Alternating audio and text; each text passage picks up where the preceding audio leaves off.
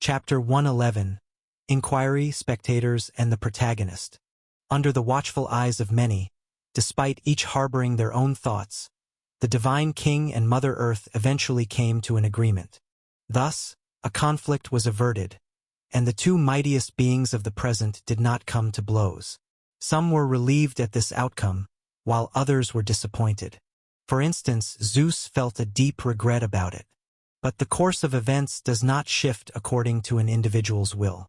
The divine king returned to the divine palace, while Zeus and his siblings made a brief stop on the new mount of the gods shaped by Urea, before returning to the ocean with the arriving couple, the god of the ocean and his spouse. Even within the belly of Cronus, just as Athena in later times, Hades and Poseidon still grew to adulthood, but it was different for Zeus's three sisters. Perhaps due to the earlier infiltration of the power of time, their development was somewhat slower. Eventually, they chose some islands in the ocean as places to grow. Once they were free from the influence of time, they would quickly mature. But until then, the three goddesses had the chance to experience a childhood, something their two brothers never had the opportunity to do. On the other side, compared to Zeus's party, the atmosphere on the Mount of the Gods was quite tense. Yet in the end, no conflict erupted between the divine king and the queen of gods. Without communication, Rhea returned to her palace alone. And this time Cronus said nothing. But unnoticed by all, the Cronus who had just spat harsh words at Gaia, although he returned to the Mount of the Gods, stealthily released an avatar and secretly made his way toward the underworld. Even if the origin of his godhood was depleted, he was still the deity in charge of the power of space and time, and on his journey, no deity noticed his trace. Not until the divine king deliberately revealed himself just beyond the nether moon was his movement known to anyone. In the underworld, looking at the purple moon before him, Cronus too felt pensive. Nether moon, truly growing ever more powerful. The sun and moon combined do not match the presence of the nether moon in the underworld. Unsurprisingly, the power of the goddess of the nether moon had also risen considerably. It's just that she seldom moved in the outside world, so few deities knew of her. I hope this journey yields the results I seek. Prophecies, there must be a way to solve them. If fate were absolute, the spirit realm should not exist. The divine king might deceive others, but he never deceives himself. Clearly holding the absolute advantage, clearly with a vast disparity in strength, first the silver humanity emerged, then Zeus escaped him unknowingly, followed by the rescue of the other 5 children. Cronus, although still confident, began to look for a way out. Last time, he made a promise in the underworld, ultimately overthrowing his own father. Although the cost was not small, Cronus felt it was still worth it. And this time, he hoped he could achieve a result just as valuable. Long time no see, Cronus. The familiar place, the familiar person, just minus the god of Sunday. The divine king leaned back in his chair, looking at the deity who seemed never to change. By contrast, Cronus felt that he himself had changed so much over the millennia. Yes, long time no see. You should know what I have come for, right? Though he came to seek help, the divine king's demeanor was as usual. He was there to make a deal, and if it was truly unacceptable, he would face the end calmly. But what he would do before the end, even he did not know. He, of course. I have just been observing your conflict with Gaia. With a laugh, Lane was not one to care about such superficial matters, so he clapped his hands and 2 cups of hot tea appeared on the table. Although he had anticipated that there would be no result today, everything must have a beginning. He believed that, under the pressure of Zeus, the other party would come to terms with reality. And maybe because when he first came to this world, the presence of Zeus had given Lane quite a bit of pressure. Deep down, he also wanted to leave a strong impression on the fellow, regardless of what form that impression took. You have already felt the threat, the increasingly imminent threat from your youngest son. Of course, perhaps after your act of swallowing your children, he is now like you, the eldest among your offspring. Smiling as he spoke the truth, Lane seemed to remember something. With a light flick of his right hand, a strange scene slowly emerged in the void before him. It was a place in the underworld, where the gray soil was instantly recognizable to the divine king. But in this place, A shadow of black chaos surged, intricate, chaotic, contrarian. All feelings disagreeable to life could be sensed there. Undoubtedly, it was the influence from a realm outside of the present world. Tartarus. Muttering the name of that place, the divine king recognized at a glance that it was the entrance to the abyss, the Gate of Tartarus. Of course, to describe it as a gate might not be quite accurate. It was merely a junction, a point set upon the underworld where the abyss and the present world intersected. Thus, order and chaos interwove there. No one knew, once they stepped in, which part of the abyss they would arrive in.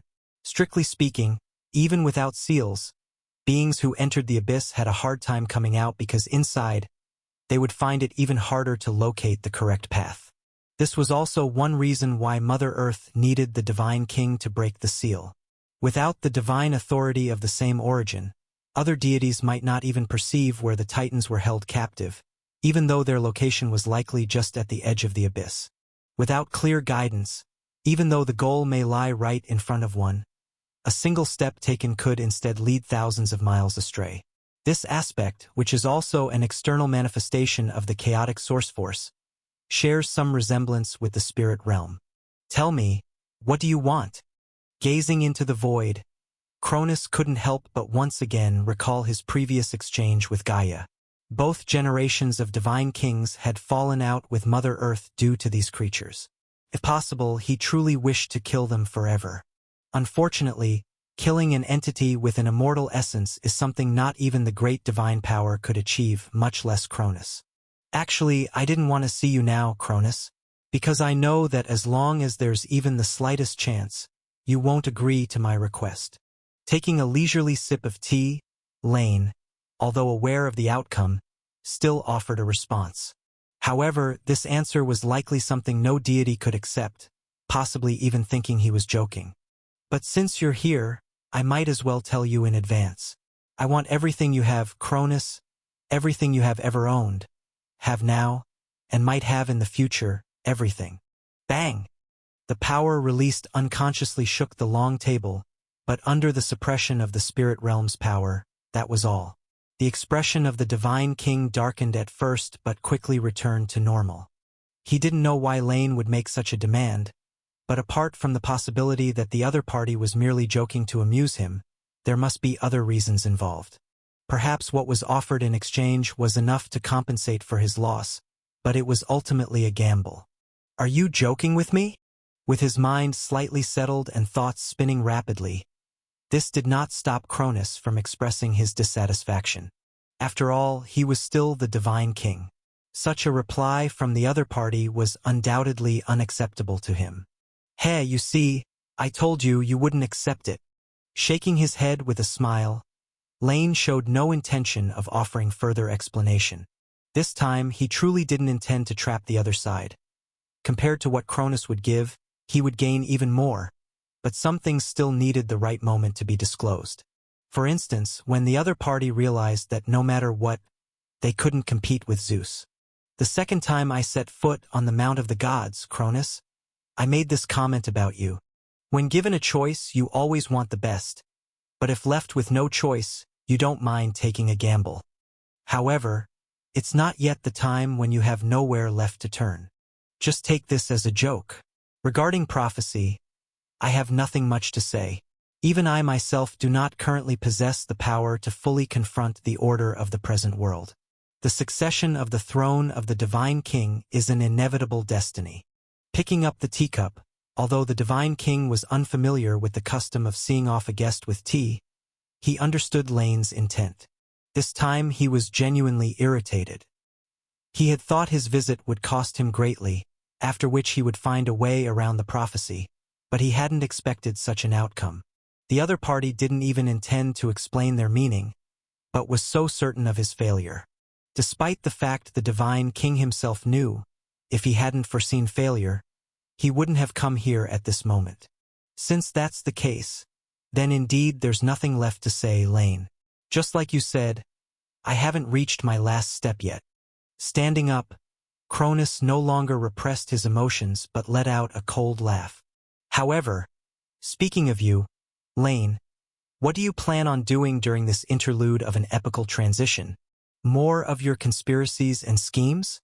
It's different now than last time. All divinities, even the primordial gods, will surely take notice of your existence. Your tricks of deception may not work anymore. Just as he said, this time those deities who had lived through the end of the First Era would certainly not forget that beneath the earth there lay a unique existence. The confrontation between the two pantheons of gods was destined to not conclude in a short period, and the scenario of being delayed and unable to take action would not happen a second time. This time, Lane had nothing to hide. After all, the subject of his probing was existence itself. Maybe so, you make a good point. Without the intention to stand up and see him off or to explain, Lane simply stretched out a finger, and an illusory gate of light emerged before him.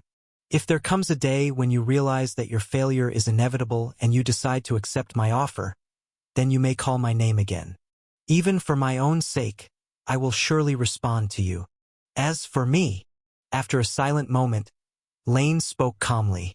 Nobody likes to hide in the shadows all the time, Cronus, although most of the time I don't care about being the center of attention. Occasionally, I do feel like taking the initiative to do something. The last time the Divine King was replaced, I was merely a spectator because at that time, that was all I was capable of. But this time, looking towards the Divine King, as if seeing a day in the future, Lane tapped the tabletop, his tone even and natural. But this time, I'm the main character. Chapter 112, Three Brothers. With confusion and anger, Cronus left. Without attempting to detain him, seated in the Temple of Lops, Lane did not pay attention to the departing avatar of the Divine King. He was just staring at the entrance to the abyss he had previously conjured, somewhat lost in thought. Gaining everything from the other party is easily said. But in reality, without the preparatory steps taken over these 10,000 years, even if Cronus had willingly cooperated, it would have been impossible for him to achieve this. Moreover, the most crucial element was how to make the other party willing to cooperate. When there was no other choice, the Divine King was indeed willing to gamble, provided he could see a hope for the future. But if every direction was a dead end, what he would do was something even Lane wasn't very clear about. However, he will agree. If it were not for successfully opening the spirit realm back then, this would have been the fallback plan I prepared for myself. Nowadays I have no need for it. With all that I have now, there's also no need to start over from scratch. Besides, conjectures are just conjectures, just like when I wasn't certain that I could create the spirit realm. In the end, whether it can be successful or not, it's all up to you. Upon reviewing the situation once more, it became fairly clear, yet there were still a few uncertainties. What kind of feedback the present world will give to Lane's actions, and whether the primordial gods will intervene. To be on the safe side, he still made the worst-case scenario plans. Liana. After a long while, coming back to his senses, Lane leaned back in his chair and called out softly, "I am here, Your Highness." The ever-loyal response. Wings tucked behind her, the figure of the goddess of the nether moon quietly appeared. Looking at his most loyal subordinate, Lane felt a bit of a headache. Liana was good in every way, but she interacted with too few creatures, having an air of viewing all beings in the outside world as mere ants. There's no need to keep an eye on Hypnos anymore. The main body of the third layer of the spirit realm has nearly perfected itself and can independently absorb dreams to expand.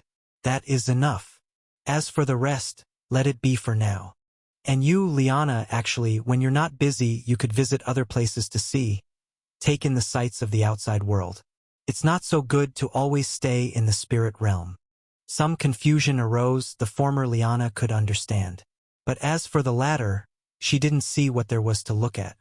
What need was there to interact with some insignificant life forms of the outside world? Forget it. There's no rush for now. Shaking his head slightly, to change the mindset of his loyal subordinate was not an overnight task. Wait for the next aeon. When new humans are born upon the earth, then you can go and see them. Perhaps you might learn something. In front of the entrance to the abyss, within the distorted environment, three deities of differing appearances stood here. Perhaps due to recently eating the golden apples, the divine power within them was extremely unstable.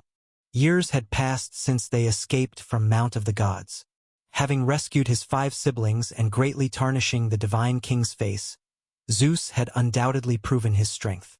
Thus, with the god of the ocean as his witness, he and Métis, who had been supporting him from behind all along, got married, thereby declaring the ocean god lineage as his support. After entrusting his 3 sisters, who were affected by the power of time, to the original goddess of water, Zeus lingered over the ocean for a few more years. That is, until not long ago when he could no longer delay. Prompted by Mother Earth, he and his 2 brothers came to the abyss. Of course, in exchange, Zeus received from Mother Earth a dry branch of the golden apple tree, laden with fruit. The 6 children of the divine king shared the fruits, and in the end, perhaps due to some sentiment, Zeus did not keep the remaining branches but gave them to his elder sister Hera. As a symbol of life and plants, the golden apple tree possessed remarkable regenerative abilities. Even a single branch was sufficient to cultivate a smaller tree. Although it lacked the formidable power of the original, it was still a rare treasure in this world. So the still young Hera happily accepted Zeus's gift and responded with an enthusiastic embrace. Is this the abyss, then? It looks very dangerous. Immersed in his thoughts, but the booming voice of Poseidon interrupted him. Zeus glanced at his second brother and said nothing more. Unlike Hades, this elder brother was as silent as the empty underworld. Since being rescued by Zeus, he rarely voiced his own opinions, but Poseidon was always full of ideas. If it weren't for the fact that their current biggest supporters, the god of the ocean and his family, disliked him, Zeus thought that the other might not have limited himself to only providing some suggestions. But there were no ifs in reality, and since the other did nothing over the top except occasionally being overly talkative, Zeus tolerated him for the time being. Yes, Poseidon. My authority tells me that on the other side of this chaos is an existence many times more powerful than the entire underworld. If we venture too deeply into it, it's likely we'll never return. Clad in a gray robe, Hades was actually shorter than his 2 younger brothers. As the god of the underworld, he could distinctly discern that among the 4 primordial gods shrouding the underworld, the abyss was indeed the most terrifying. Perhaps at the dawn of creation, the earth and the abyss were on equal footing, or even the latter might have been slightly stronger. But now, the earth was merely a part of order, and its status had been divided by the sky and the ocean, while the abyss seemed to be the main body of chaos. If he were to rank the great divine power, then the earth would be just taking 1 or 2 steps across the threshold, the twin gods of the dark night a bit further, but the abyss was close to the pinnacle of the great divine power. Fortunately, it has no wisdom. Hades accidentally used a term of reverence for the world. Otherwise, no deity would dare approach this place. Of course, Hades, it couldn't possibly possess wisdom. Just look at our esteemed grandmother. I guess, if the abyss had been like her, its fate would hardly be any better than hers. The future Sea Emperor wholeheartedly agreed. Although it was a bargain and he had reaped benefits from it, he was still reluctant to search for a few giants in such a place. However, unlike the others, Poseidon's reluctance stemmed more from the idea that everyone looks down on them, so I should too. As for his personal opinion, he didn't find the giants particularly unsightly. His perception of beauty was always wide-ranging. Even Zeus had to concede to him in the quest to discover beauty. Regardless, we have to go in. Zeus, sense where those creatures are. Unwilling to linger, the unique laws of this place made Poseidon uncomfortable, so he turned to his brother and urged him. All right, I'll do my best. Nodding, Zeus also had no wish to remain here any longer. He then channeled that unique authority within him and began to delicately sense the surroundings. Speaking of which, Zeus's ability to rescue the giants trapped in the abyss was thanks to guidance from Heavenly Father Uranus. Although his deity still hung in the sky without any sign of awakening, the curse he had left was still in place.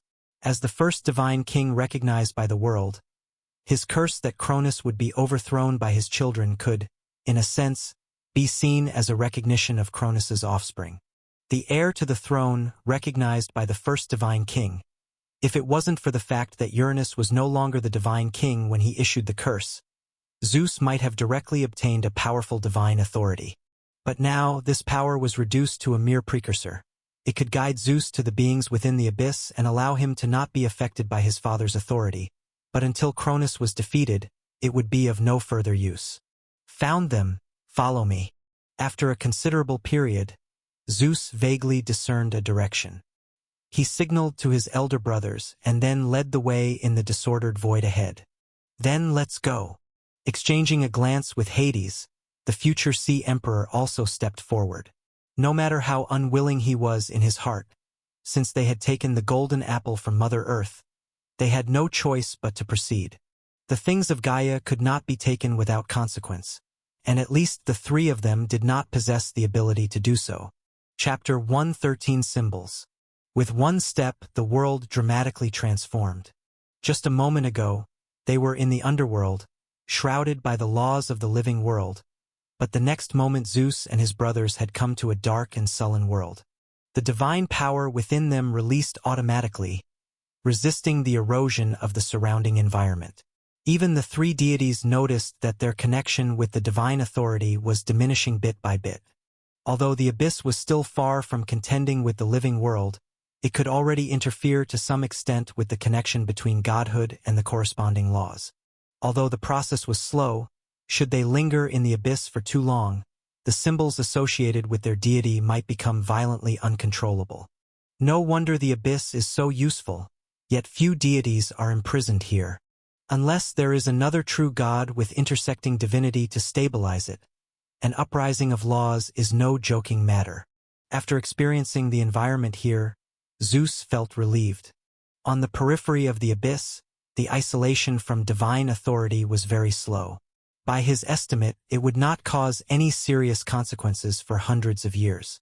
And the concern of getting lost before was easy to resolve, for that trace of divine authority on him could not only point out the location of the seal, but could also guide them back to the living world. This way, guided by that trace of divine authority, the three deities walked in this distorted world. 1 second forward, the next they might have to go back. If not for the response from the authority, Zeus would have even thought they were moving in circles. Moreover, the dark environment around them remained unchanged, and even after a long time, he couldn't directly observe any signs of their movement. What is this? Suddenly, spotting a bizarre symbol floating over from the distant void, Poseidon couldn't help but inquire. This was the first thing they saw in the abyss. Although they couldn't recognize it, there was no doubt it was a form of text, akin to a primordial script endowed with power. Poseidon could vaguely sense a force within it. But the problem is this: texts, being born from a world dominated by order, is normal, but how could there be text in a chaotic and unordered abyss? Even if there were, for whom would it be written? Don't worry about that now, Poseidon. Perhaps it is a reflection from the living world. After all, the abyss is also a part of Chaos World, and even if it exists outside the living world, it inevitably intersects with it. It's not strange for something similar to appear. With a slight frown, Zeus did not know what this was, nor was he interested. Finding the destination quickly and completing the task given by Mother Earth were the pressing matters. Moreover, although this journey was troublesome, it might not be without other gains. From Métis, Zeus had learned that the giants mothered by Gaia were of two kinds. One kind was named Hecatonchires. They possessed immense strength but were a bit lacking in intelligence. They had inherited the aspect of the earth and strength, and aside from Atlas, the true god of strength, few deities could compete with them in this arena. If he could rally them to his cause, they would undoubtedly be powerful allies. And the other kind was named Cyclops. They were one-eyed giants and, compared to their monstrous brothers, resembled the deities more and possessed a similar wisdom. From Gaia, they inherited abilities related to divine artifacts. Divine artifacts, another means to quickly enhance one's power. Although the truly powerful artifacts required stricter materials, Zeus was already prepared. His godhood itself offered the best material for smithing divine artifacts. Even if it would diminish the power of his godhood, as long as he held the artifact, his combat force would rise. He would not, like the god of sun from the legends, craft an artifact meant to serve others. If it were to be, it would be one that only he could use, a weapon to help him destroy all his foes. Passing by the minor disturbance, the three deities walked in silence. They did not know how long they had been walking.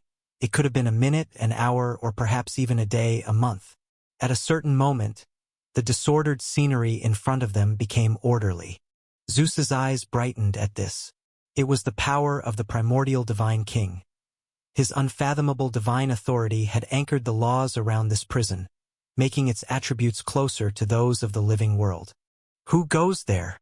A heavy and grand voice came through, somewhat dry from a lack of interaction with life for a long time.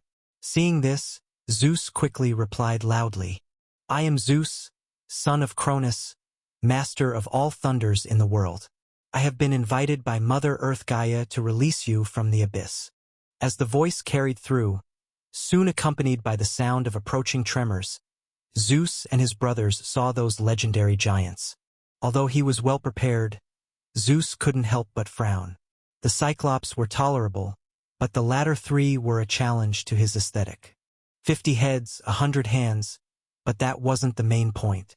You must realize that even the most beautiful lady, when magnified tenfold, would hardly seem the same. Goddesses in mythology may not have such troubles, but these Hecatonchires did not have divine power to maintain their cleanliness and order. A twitch in the corner of his eye, yet Zeus still managed to smile. He magnified his own divine body and then met the giant's eye to eye. "Come with me, I can take you out of here, and you will be free from now on." After exchanging glances, unlike the Hecatonchires lacking in wisdom, the Cyclopes were more aware of the preciousness of freedom. Even though the deity before them claimed to be sent by Mother Earth, they still spoke up in turn. "My name is Thunder. My name is Dien. My name is Pylai. We appreciate your kind act, and even though we are at the behest of the Mother Goddess, should we be able to leave this place, we will surely provide you with the corresponding reward." Ha ha ha, good? Zeus hadn't expected a commitment before he even asked, but the gruesome creatures before him suddenly seemed friendly in his eyes. He laughed heartily, welcoming his new friends. "That's excellent, my friends. If possible, I indeed need a little favor from you. I need a divine artifact." He turned his head towards his two brothers. "I think they need one too. Of course, but we will also need materials of sufficient quality." The Cyclopes responded in unison. "Certainly, let's use my godhood. Please hide the aspect of life and amplify the aspect of destruction. I want it to become my most reliable arm." Zeus, having already prepared his response, then turned to his elder brothers. "What about you, my brothers? What kind of divine artifact do you need?" Not expecting an extra gain from this venture, Hades and Poseidon couldn't help but feel pleasantly surprised. But the prospect of creating divine artifacts from their own godhood made them hesitate. "I'll use my tsunami godhood as the material." Hesitating for a moment, Poseidon made his decision first. "Erase the gentle part and amplify the domain related to the sea, so that one day it will become a treasure that rules over the oceans." Zeus cast a deep glance at Poseidon before turning his gaze to his elder brother. As expected, Hades's choice was quite ordinary, as if it were made on a whim. "My requirements for the divine artifact are not high. Take the part of my godhood that's influenced by the two ancient gods of the night and craft an artifact that can conceal one's whereabouts." "No problem. We will not disappoint you." The three deities' requests seemed to represent their different aspirations. However, the Cyclopes didn't care about this. They readily agreed to forge divine artifacts for the three brothers as long as they could escape the abyss. "Good. Let's hurry and leave this place." Although Zeus was somewhat concerned about Poseidon's choice, he kept it to himself. The sea was the most complex realm of power, and if someone could cause trouble for his foster father, it might not be a bad thing. Thus, following the faint connection between the divine king's power and the mortal realm, Zeus and the others began their return journey. They had been very cautious on the way in, but the return journey was much faster. However, when the party reached the entrance to the abyss, Zeus suddenly stopped. Looking up briefly, he saw the abyss unchanged, and for some reason, he felt a premonition that there was something here related to him. "What's the matter, Zeus? Have you taken a liking to this place?" On the side, an impatient Poseidon called out loudly. The portal was within reach, and he did not wish to linger any longer. "It's nothing, let's go." Shaking his head, perhaps it was just an illusion, Zeus paid no further attention and stepped through the portal dividing the two realms. Chapter 114. The Unborn Magic Net. The three deities and the Titans stepped out of the abyss, and almost instantly, they were swept up by a golden light, returning to the surface of the earth. That was Gaia's power. Perhaps after years of separation, she could hardly wait to see her children. Standing in the spirit realm, witnessing this scene unfold, Lane felt somewhat disappointed. From their beings, he could not discern anything about the Tartarus within them. But this was expected. Although the Titans had dwelled in the abyss for tens of thousands of years, they probably never attempted to explore it. They are quite fast. It seems they really didn't delve deep into the abyss. Besides a touch of chaotic aura, they brought nothing else out. "Well, I'll have to rely on myself." With a slight shake of his head, as a realm of the primordial gods, the abyss, like the land of eternal night and the realm of lightless, was insulated from the invasion of the spirit realm's power. So even though he had observed the comings and goings of the triaspect, Triform, he still knew nothing about what lay inside Tartarus. However, with the memories of later generations as a reference, he could roughly guess the process, which was nothing more than recruiting 3 enforcers and happily obtaining 3 weapons. Especially when observing the 3 stirrings that disturbed the heavens and earth shortly after leaving the abyss, there was no doubt. The legendary divine artifacts from future tales, also known as the lightning thunderbolt arrow, the trident of the Sea Emperor that could calm the waves and shake the earth, and the almost inconspicuous helm of the Underworld King, were successively born in the hands of the Cyclops. Lightning is an extremely rare, combat-centric high-grade artifact, and the trident and helm were a league apart. The former was manageable, its power growing with the expanse of ocean it ruled. However, the latter could hardly compare to the robe on Lane's body. At least it was made of the same material as the Lady of the Night's black dress, containing a smidgen of authority of secrets. Meanwhile, the helm seemed more like a shoddy imitation. As I thought, ordinary high-level artifacts have a minimal effect on great divine power. I wonder if the Thunderbolt arrow will become even stronger after ascending to Divine King. After briefly sensing his surroundings, he expected to feel a threat, but Lane suddenly realized he had no reaction to the aura of the newly born divine artifact. While this was due to being within the spirit realm at this point in his journey, even if he were to go out, there'd be no difference. He could momentarily mobilize the spirit realm's own formidable strength, just as the primordial gods could briefly invoke their own power. It seems I still underestimated the power of the primordial gods. No wonder I had such a strange premonition before. Sensing the divine power flowing within him, Lane was somewhat contemplative. Previously, he definitely underestimated the twin gods of the Dark Knight's power because his current strength was vastly different from that of the 2 ancient gods he had envisioned. This strength was not derived from the divine power itself. In fact, in terms of divine power alone, he still had a long way to go. But when facing enemies other than the primordial gods, whether slightly higher or lower no longer mattered. Before, when he possessed intermediate divine power, aside from the assistance of artifacts, his strength was not much different from other genuine gods of the same level. It wasn't because the spirit realm lacked presence, but because he was 1 level apart from great divine power. 1 level apart unless a price was paid, that sort of power couldn't be borrowed. But now, even though he was still far from the pinnacle of grand divine strength, the barrier between them no longer existed. In that case, my previous plans were too conservative. His fingertips lightly tapping on the tabletop, silently adjusting his plans, Lane's gaze returned to the entrance of the abyss. Tartarus, a place scarcely mentioned in later eras. What exactly does it contain?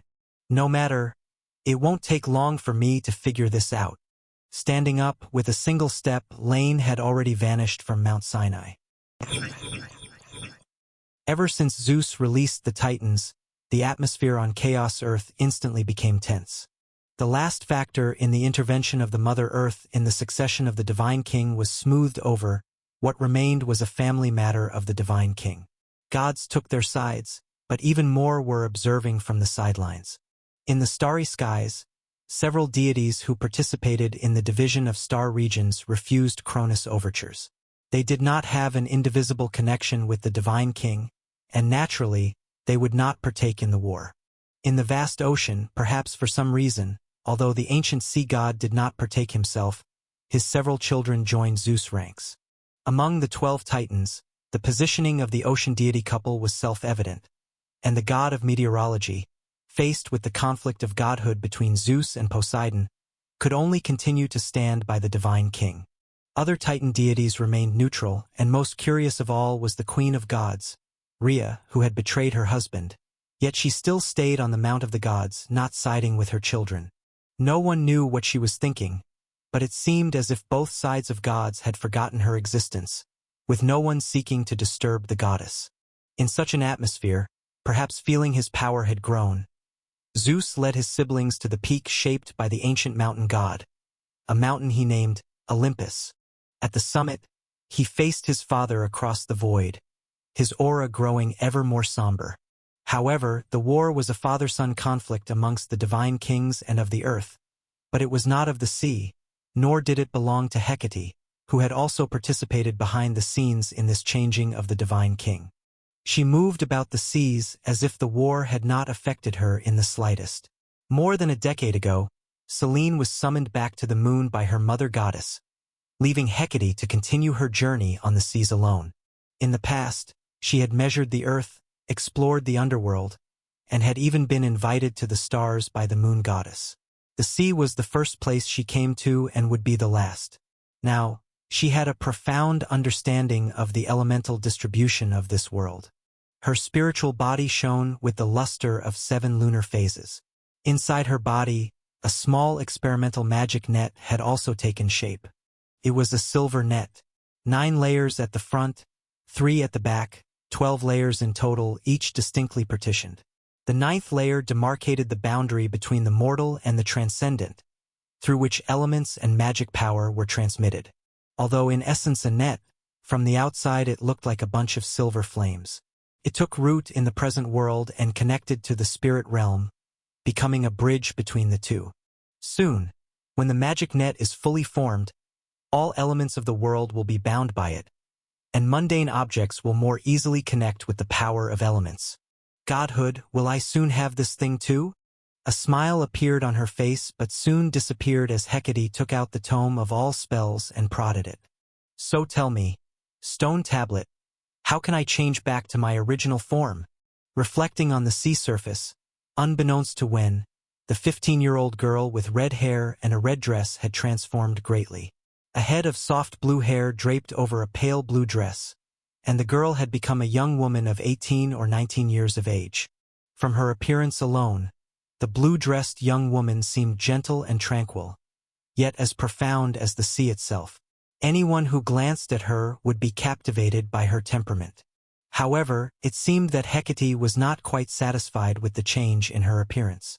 I've already told you, soon, when you have fully constructed the magic net, you will be able to adjust freely between the two states. You should be happy. The changes you're experiencing now are a manifestation of a unique talent and the outward sign of your potential. The last one to possess this ability was the ruler of the land of eternal night, an ancient god of great divine power. With a pout that didn't quite fit her image, Hecate looked at her changed appearance with a hint of displeasure, although she knew from the tablet that it was a special talent known as triaspect, triform. If she were still at the foot of Mount of the Gods, she might have longed to grow into the likeness of other goddesses, but over the years, she had come to feel that her unaging form was a unique expression of herself. Just like a god without godhood, to this day she was the only one. What about you? Do you also have the ability of triaspect, triform? As if thinking of something, Hecate asked. It depends on how you understand it. I do have it, but my triaspect may be quite different from you all. Without any concealment, in fact, whether looking at it from the perspective of the three divine artifacts or from her own perspective, this tri-aspect indeed existed. But just like Hecate, who had only revealed two aspects so far, this unique tri-aspect was also still incomplete. As for how to complete it, that would be a matter for much later. Hurry up. When the divine kings change, the laws of the present world may transform abruptly. Prepare everything before that happens. Got it, I'll be ready, Hecate replied. Not only had her appearance changed, but her voice had also become much softer, so much so that the same words gave the listeners a different feeling. Hecate glanced at her reflection on the water surface and decided not to meet with others for a while. The grand sorceress Hecate, after all, couldn't become as frail-looking as Selene. Days passed by, and as the final upheaval approached, all the deities were making their preparations. On the two mounts of the gods, spirits from different factions began to converge. Until one day the 10-year agreement came due. Thus, between Olympus and Mount Othrys, the war of the deities began, and flames of war ignited across the land. Chapter 115 Discussion. The eastern region of the continent, near Delphi. Unlike other places, for thousands of years, there had been peace and tranquility here, without any disturbance from outsiders. As the most fertile land in the eastern region, under the unconscious influence of Mother Earth and the golden apple tree, no harm could approach this place, nor could anything bad happen here. The humans of the Golden Age had once spent a blissful life here. From birth to death, they had no worries. Apart from worshipping the deities, nothing in life could trouble them. But with the passing of the golden humanity, their successors did not enjoy the same treatment. Silver humanity, born of Mother Earth's resentment towards the divine king and of the Lord of Darkness's covetousness towards the spirit realm. They were born with a host of negative emotions, and even the gods could not earn their respect and devotion. Thus, these inherently evil humans were only briefly noticed when they were first created, then swiftly despised by all deities. In the hearts of the gods, their existence was even less significant than that of life forms without wisdom. Various beasts taken by many deities spread across the continent, slowly multiplying and thriving, while silver humanity was left behind. No god was interested in these humans who emitted negative auras. Mother Earth had swept them out the door the day they were created. Even Prometheus, who felt pity, abandoned them after spending some time with them. It was laughable that the gods who had imparted knowledge to them, even the precursors, were infamous among humans. Perhaps this was another facet of human nature. Greed, ingratitude, and the unwillingness to rebuke the powerful, accusing those who showed kindness instead. In any case, silver humanity was driven out of Delphi. More than once, they looked from afar at their birthplace, reminiscing about the beauty there, and then fought each other for the slightest benefit. Lies, deceit, intrigue, killing. In this process, silver humanity gradually developed a unique hierarchical system. The higher-ups had absolute dominion over their subordinates, yet insurrections were all too common. However, as the war between gods erupted, even for the sake of survival, humans were forced to set aside their struggles. They cooperated, reducing the time individuals spent outside and praying for no calamity to befall from the sky. Of course, the strife did not subside. It merely took on another form. These damned deities, thousands of miles away from Delphi, at the foot of a mountain, Asmode watched in terror as streaks of light crossed the sky. Over the years, the gods had clashed on the earth. At first, they showed restraint, but in recent years, even the vicinity of Mother Earth's abode gradually became a battleground. They dared not step into the Great Plains but had no scruples about fighting fiercely in the surrounding areas. Nearly half of silver humanity had died as a consequence, and even so, when Asmode saw the deities, he only dared to utter those disrespectful words in his heart. This was not exceptional among silver humanity, but because Asmode himself had witnessed how his superior had been crushed to dust. Of course, his rise to power largely depended on this as well. Fearful of might yet untouched by gratitude, silver humanity exemplified this to the fullest. Henceforth, at least the martial might of the deities taught Asmode to hold his tongue. I wonder if those who went out to search for food can return safely this time. If they can't, I'll have to figure out how to scrounge some from someone else. In silent thought, as one of the leaders among this batch of silver humanity, although his position could be overturned at any moment, Asmode could temporarily avoid the hardship of searching for food and working. Unlike golden humanity, for silver humanity, labor was one of the last things they wanted to do. If possible, they only wished to reap the rewards without effort. Of course, if that was not possible, obtaining things through deceit and plundering was also an option. It's been 8 years already, Asmode. I don't know when it will end. Can't these gods ever quiet down? Without a hint of respect, another silver human not far from Asmode was also somewhat irritated. I wish they would, but unfortunately, they don't listen to me. With a snide laugh, Asmode mocked, "Why don't you try?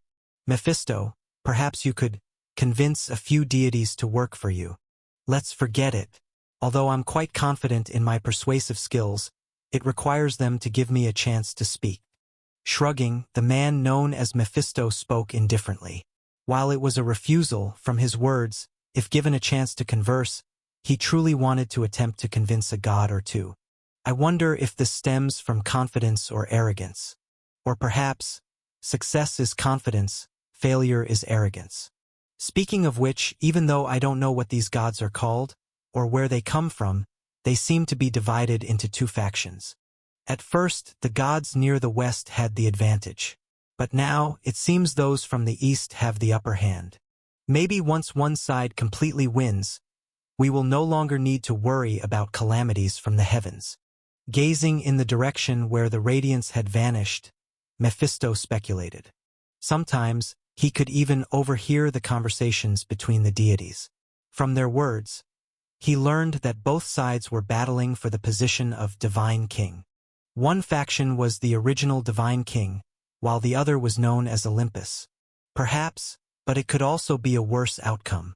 Unlike Mephisto, Asmode viewed this with a pessimistic attitude. Maybe once one side wins, they will turn their attention to us and simply kill us outright, considering we don't meet their standards at all. Damn it, I also wish to at least appear as a devout believer, but for some reason, I just can't manage to do so. Annoyed, Asmode felt that something in his spirit was always affecting him. Evil doesn't equate to stupidity. He knew to remain humble before the powerful. Unfortunately, under the influence of this unknown force, he found it difficult to control his emotions. I gave up on trying long ago. Created by the gods, yet cast aside. I guess we must have some other purpose, different from golden humanity. Shaking his head, Mephisto understood the other's sentiment.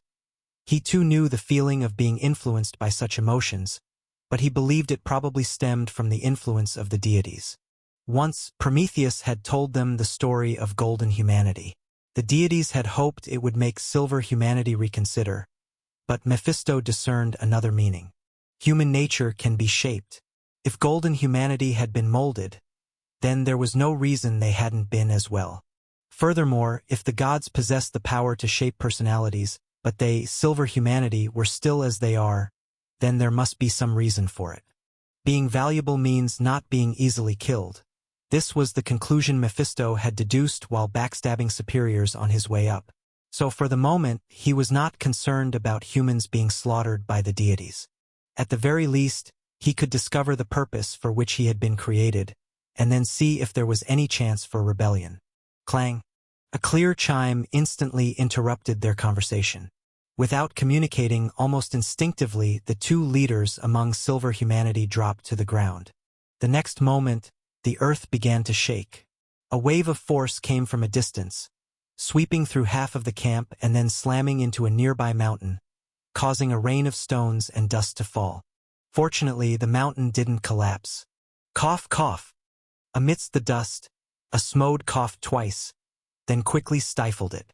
He rolled on the spot, pressing his hand to his waist. The next moment, where he had just been standing, a stone knife was embedded in the ground. Quick reflexes, Mephisto casually praised as if nothing had happened. He walked forward, picked up the stone knife, and looked towards the disordered camp. Cough, cough, of course. Otherwise I wouldn't have survived until today. Coughing lightly again, Asmode got up from the ground, also acting as if nothing had happened. Maybe the earth is not suitable for us.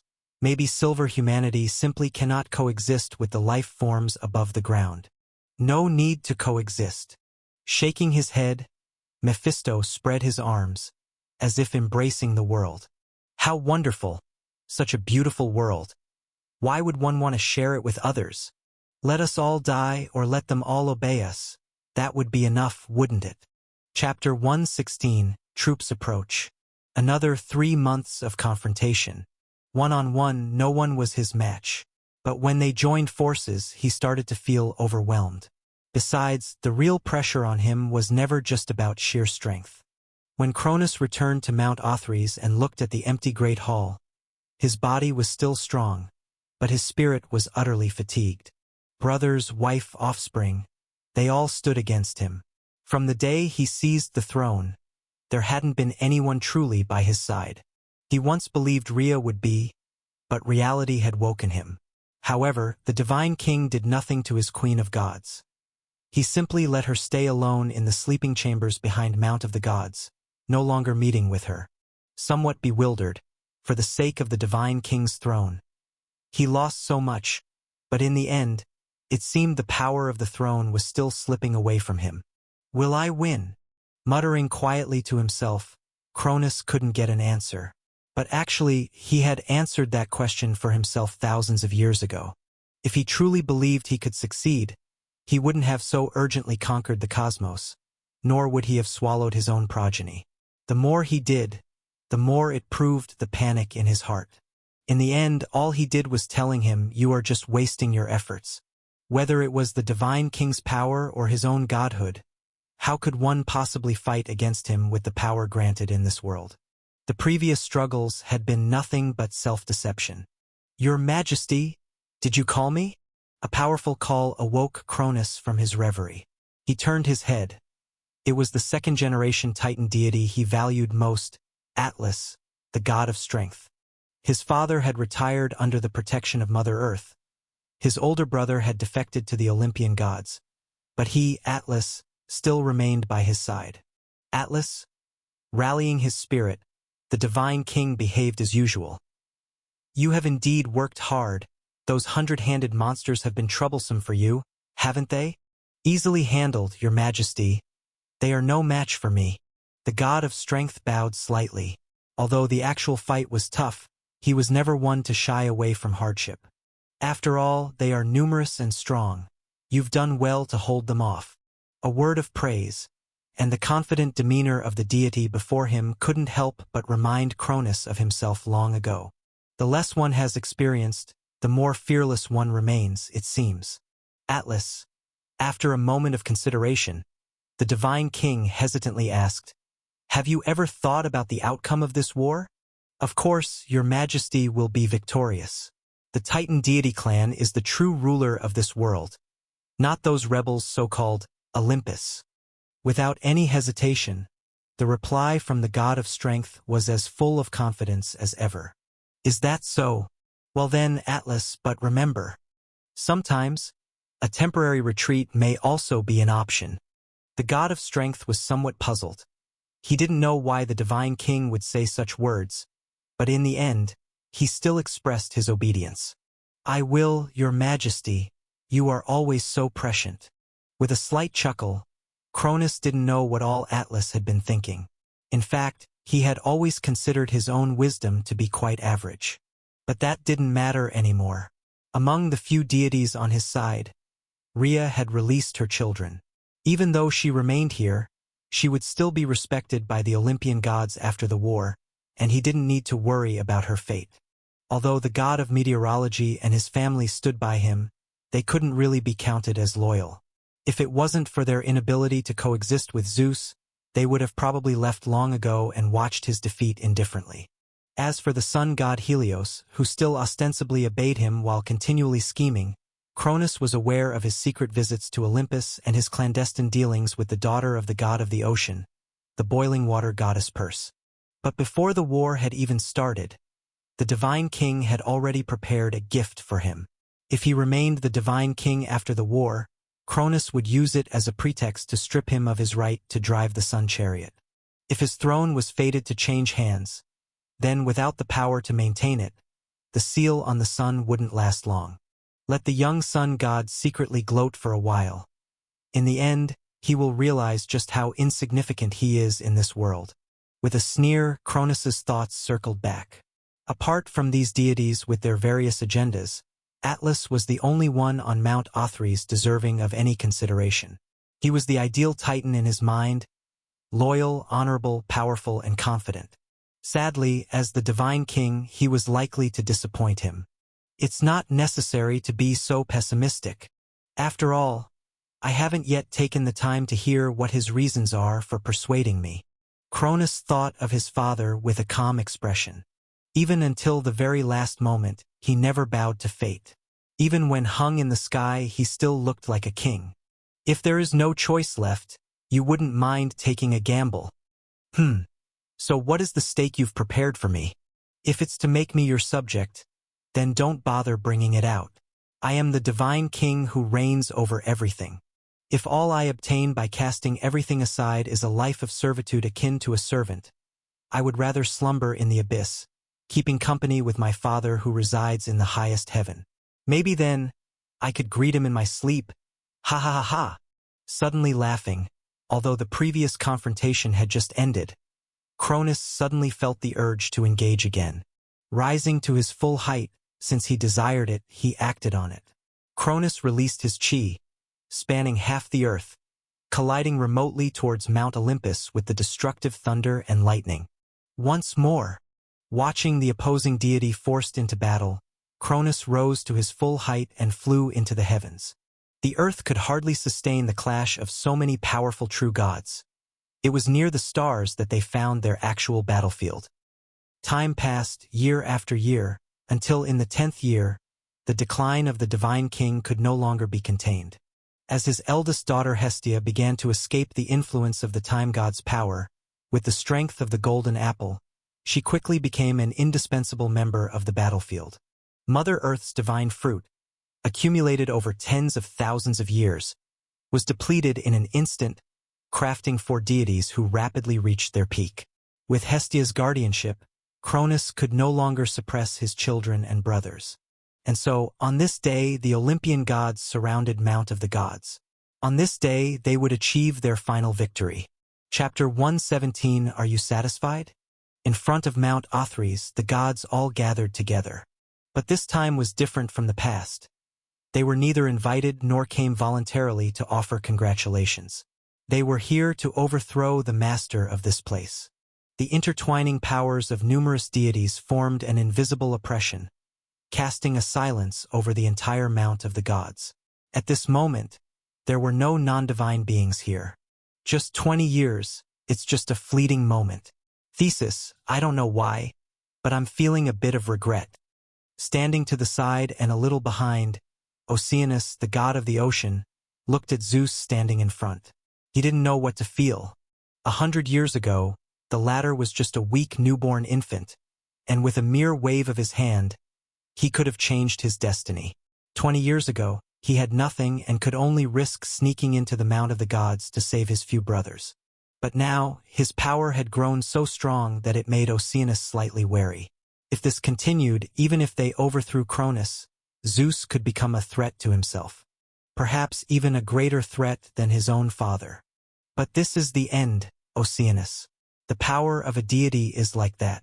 External objects like the golden apple can help us reach our peak faster, but they cannot increase it by even a slightest bit. The primordial water goddess could also feel the power emanating from the deity in front, but she had a different opinion. Perhaps he could obtain the divine authority, but his may not be comparable to his father's. With each succession by force, the power of the Divine King diminishes, and at this level, he poses no threat to us. Nodding, Oceanus thought of the other as somewhat his son-in-law, and thus felt more at ease. Uranus lost his kinghood and could pin down his own children to beat them. Cronus, with the kinghood in hand, is being attacked by all the gods. By the time of Zeus, one would think he would be a bit more subdued. Unless he could possess power beyond godhood and divine authority, which is impossible. So far, Oceanus had only seen similar signs in the Lord of the Spirit realm, and the power he showed wasn't that strong. Intermediate divine power, or perhaps now its powerful divine power. If it weren't for those enviable and powerful divine artifacts, his power would be just as so. What do you think? What is Cronus thinking right now? Having put his worries aside, Oceanus's mood relaxed. Without asking, you would know that his brother is probably sitting on his throne, tormented by regret and fear. Otherwise, he wouldn't have allowed the gods to corner him without showing his face until now. Be vigilant. After all, he is the divine king. And then there's the underworld. Have you sent someone to watch over it? From worry to complacency, the primordial water goddess felt somewhat helpless as she looked at her husband. In front of her, Oceanus was always this way. Of course, our aloof daughter, Styx of the Styx River, has also somewhat taken Zeus's side. Let her take care of that place. But I think even if something happens, she'd probably just be a spectator. In comparison, the two primordial gods who returned without success last time might pay more attention. It's good that you remember. Theseus also felt somewhat helpless about his eldest daughter. Since her birth, she had lived in the underworld, and her only time away was not long ago when Zeus was establishing the Olympian pantheon. She chose an appropriate opportunity. As the first deity to join voluntarily, she asked Zeus to become the guardian of oaths. Faced with this request, the young deity agreed decisively. As a king, possessing such a status makes it easier for others to believe in his words. Moreover, with this power, the promises he made henceforth held some binding force. Zeus had no reason to refuse a win-win situation like this. As for having to be careful with his own words and actions from now on, Zeus wasn't too concerned about it. For trivial matters, he naturally meant to keep his word. And if it were some major event with significant consequences, he would simply pay a price. While they were talking, from the corner of their eyes, the couple noticed a commotion among the deities surrounding Mount Othrys. Shortly after, a deity stepped out from the crowd. All right, it's about to begin. Theseus, let's witness the downfall of the second-generation divine king together. Thinking about the peril of the last divine king's succession and the ease of the present moment, Oceanus couldn't help but smile.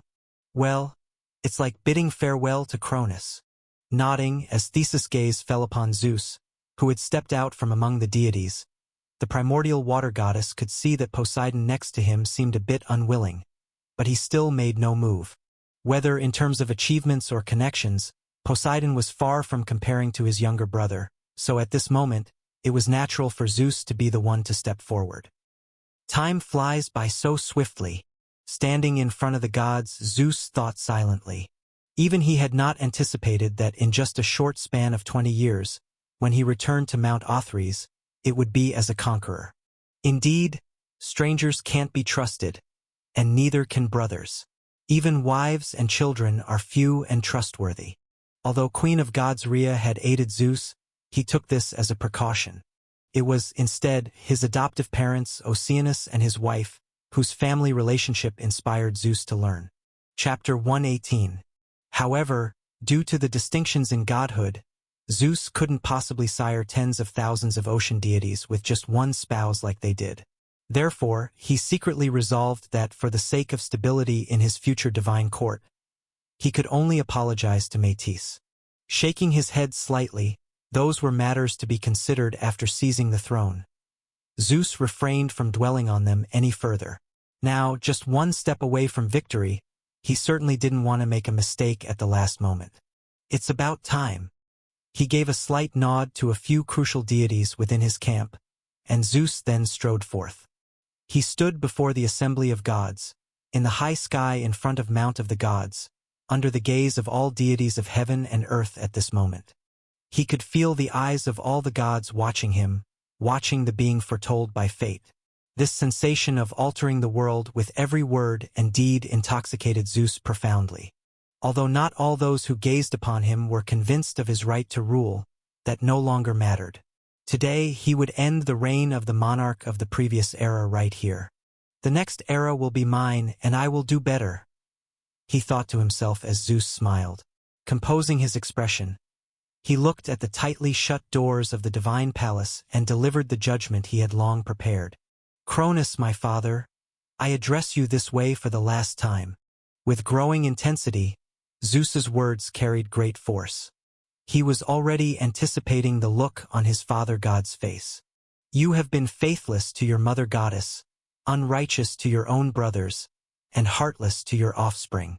Cronus, ultimately, all things have responded to this, and they have sent me here to end your brutal reign. Stand forth, like a king and not a coward.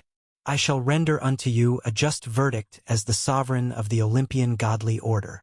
Zeus's voice echoed between the sky and the earth. He noticed a tiny figure at the foot of the mount seeming to look up in this direction. Since earthly matters were insufficient to capture his interest, he withdrew his gaze and focused on the divine palace before him. As time ticked by, no one responded to him. Gradually, a low murmuring began among the gods, and Zeus grew impatient. Just as he could barely hold back from taking action, the great doors finally opened. Creak. A godly palace should not have produced such a sound, but indeed it happened. The tall bronze doors swung slowly open, and a figure was faintly visible, retracting the hands that had pushed the gates. His spirits lifted.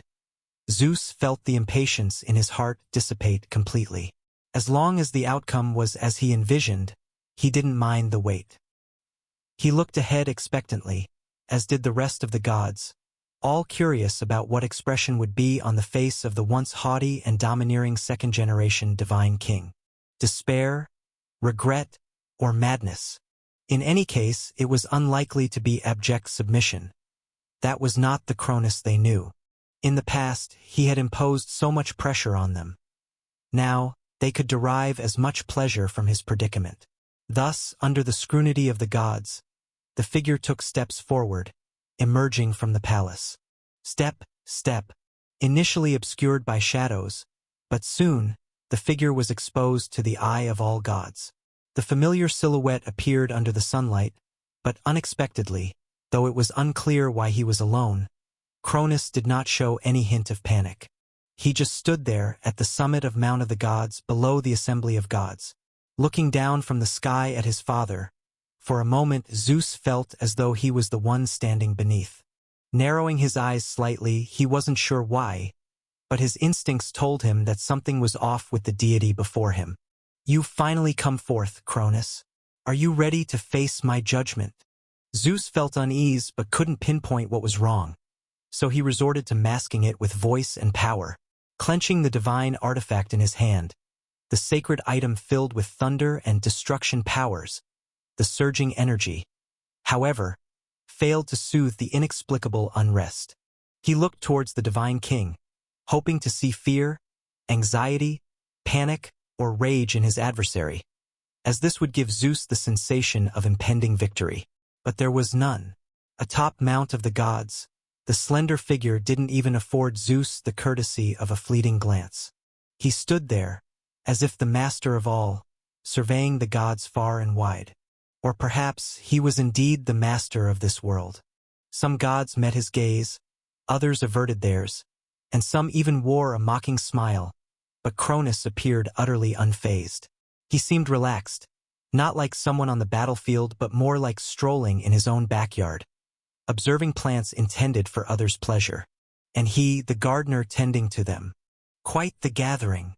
After a short while, just when Zeus was about to lose his patience, Cronus spoke. His deep, magnetic voice carried out, not loud, but surprisingly, it reached the ears of every deity present. The other deities showed no reaction. This was merely the divine king's swan song, after all, and they were keen to hear what he had to say. Only the ocean deity Sovereign's expression grew increasingly solemn. As a true god at the peak of powerful deities, he was the only presence, aside from Zeus, to sense that something was amiss. Pity, however, that he too could not identify the source of wrongness. Divine authority, the power of space and time, it all pointed to the Cronus he knew. So where did the problem lie? He began to guard against the surrounding area, thinking perhaps the threat came from some other entity. Chapter 119. In the starry sky, the core of the zodiac regions. Unbeknownst to Wen, the heroic spirits that used to roam here had vanished without a trace, and the stars had dimmed accordingly. Within the sun, Hyperion's divine body had been reshaped a millennium ago, yet he remained trapped and impotent. Although his body was bound, his spirit soared ever higher. The very aspect of the sun that erupts in a burst tended to nurture destruction the quieter it became. Until today, when a sudden voice broke the silence here. Quite the gathering. Initially stunned on hearing the familiar voice by his ear, perhaps due to being sealed too long, the first god of sun did not immediately react.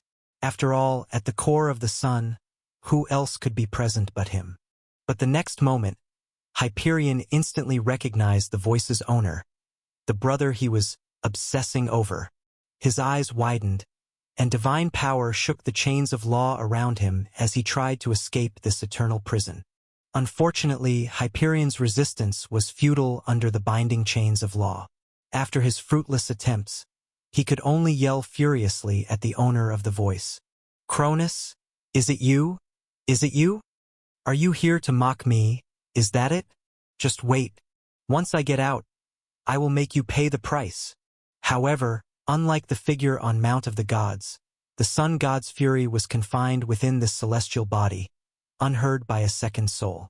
Yet, even unnoticed by himself, with each struggle and tremor, the supposedly unbreakable chains of law silently began to show fissures. On the Delphic Great Plains, Mother Earth was in a quandary. A yellow skirt wrapped around her, a trace of anxiety on her cheek. Gaia had never anticipated that a mere few golden apples and stalling Zeus for another decade would lead to this extent of events. Her son, who once rebelled against the Heavenly Father, was on the verge of being overthrown, and her imprisoned child had been released. Gaia's anger had gradually subsided. She wanted to reconsider, yet her other children stood by Zeus's side, leaving her hesitant and struggling to make up her mind. But at that moment, when Cronus's voice reached her ears, Mother Earth rose abruptly. She gazed toward the distant west, the Mount of the Gods where she had long resided, her face showing disbelief. Just now, the divine king's voice had crossed half the continent, resonating in her ears with equal clarity and precision. Yet what she found incomprehensible was the total absence of any power fluctuations. Condensing millions of miles as if within arm's reach, without the slightest hint of fanfare, this mastery over the power of space and time was not something that immense divine power could achieve.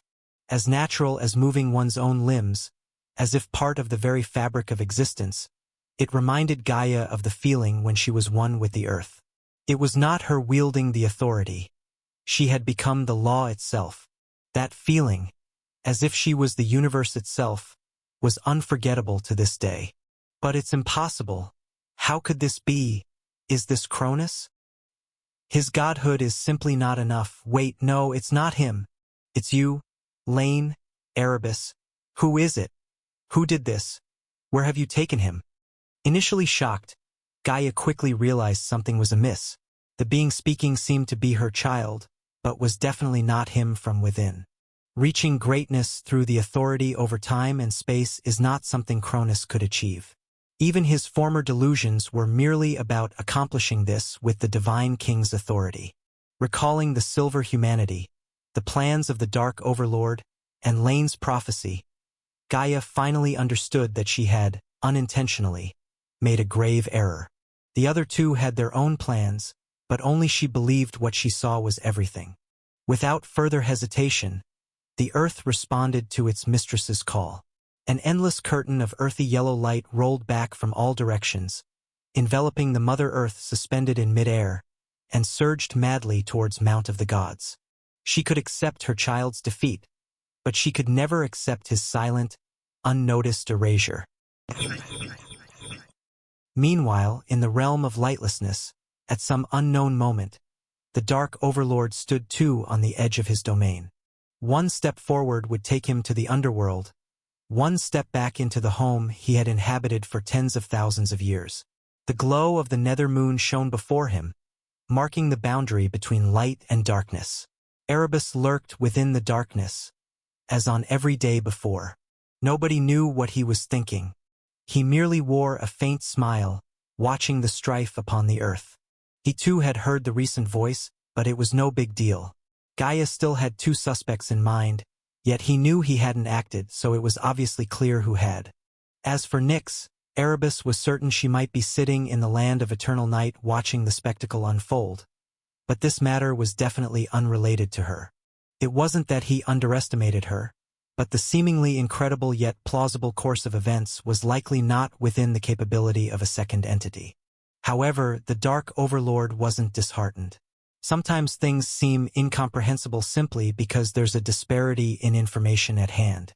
Just as ordinary deities truly do not understand the primordial gods, so did Erebus not understand the other side.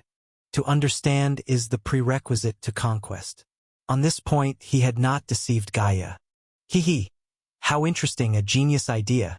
I wonder, what will you make use of this opportunity to do? Chapter 120. Whatever it is, that is your concern. I only want to know the secrets I desire to understand. Without sound, the entire realm of Lightless was ready to cater to its master's wishes at any moment. Erebus wouldn't truly sit idly by, but all these would only commence after his own objectives had been achieved. Sensing the power hidden within the souls of silver humanity, the Dark Overlord had a premonition. He would attain his desire. Understanding the secrets of the world's creation might just happen today. Quite the turnout. With the Divine King's simple statement, an invisible force reverberated unboundedly, shaking the world's fabric. Yet at this moment, in front of Mount Othries, no deity realized this.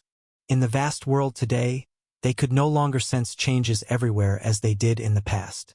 In their eyes, the Divine King had only used a trivial trick to transmit his voice to the deities present by unknown means. And even though the Divine King had aged, such a minor matter was still within his capabilities. Under their various thoughtful gazes, Zeus continued his performance. Of course, Cronus, as you can see, we are all gathered here. In the presence of the gods, Zeus's voice rang out louder. He looked at his father, and powerful forces surged within him. Dark clouds enshrouded the sky, where silver and purple intertwined.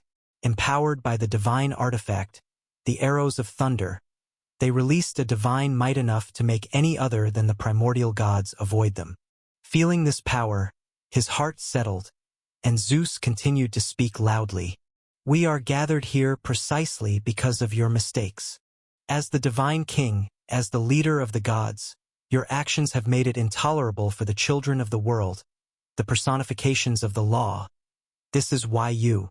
Enough! The voice was soft, just two simple words, yet they completely overrode Zeus's lofty speech. He tried to speak again, but for some reason, when he opened his mouth, no sound emerged. His heart sank, and Zeus immediately realized that his premonition had come true. His expression grew stern, and although he did not know how the other had done it, at this moment Cronus was definitely different from when they had clashed before. It wasn't just these methods. There were other details too. If it weren't for his father still wielding the authority of time and space, the power of the Divine King also enveloping him, Zeus might have thought this was a different god altogether. But authority does not err, so he could only attribute the change to some psychological shift in his father during this period. Stop with those high-sounding words. Let's get back to the main point, my subjects who should be prostrated before me. I know you all are very displeased with me, in all kinds of ways. Seeing that Zeus was quiet, Cronus nodded in satisfaction. Looking around, he saw his group of subjects showing dissatisfaction on their faces. Since Zeus had fallen silent, they had no choice but to listen quietly. Today, after all, they were not the main characters.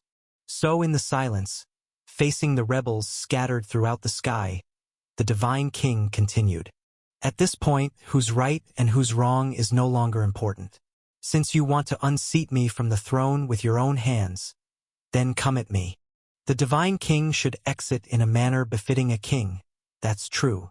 However, what I want to tell you is if I choose to leave, it's not because of your coercion, but because I wish it. With a smile on his lips, at this moment, he felt everything in the universe within his grasp. He sensed Gaia approaching from afar, felt the stirrings on the sun, but none of these concerned him. Now, for the first time, he felt a direct, unparalleled power. He was already a little impatient to test it himself. However, due to earlier agreements before taking action, he still had one last remark to make. With a genial smile as a father, he offered life advice to the golden-haired deity before him. And you, Zeus, I know you're getting a little eager, but as your father, I'll offer you one more piece of advice. What I give you is yours. What I don't give, you cannot take. Without any warning, when his words ended, the gods suddenly realized that the light around had already dimmed without their noticing. What is that? No one knew who spoke first, but as the gods looked up, they finally saw it. It was a giant hand, spanning between heaven and earth. At this moment, Chaos's sky was obscured. Well, are you satisfied now? Apart from the commotion of the outside world, on the fourth layer of the spirit realm, everything remained the same. Lane, dressed in black, stood not far from a silent figure. In the void around them, 3 cocoons nurturing deities hung there, belonging to the gods of spring, summer, and autumn. Indistinctly, the sound of heartbeats emanated from them, as life spread throughout the realm. They could have been born long ago, but for some reason, the power of the spirit realm restricted them, maintaining them in this state of being unborn. Somewhat satisfied, at least your admonishment to my rebellious son was quite to my liking. It's just a pity that I can't witness the latter half. The figure shook his head slightly and looked toward Lane. He once again acknowledged the magical power of words. Let's start. I am already a bit impatient. From where it began, so shall it end, and vice versa. Where it should have ended, that is where it must begin anew.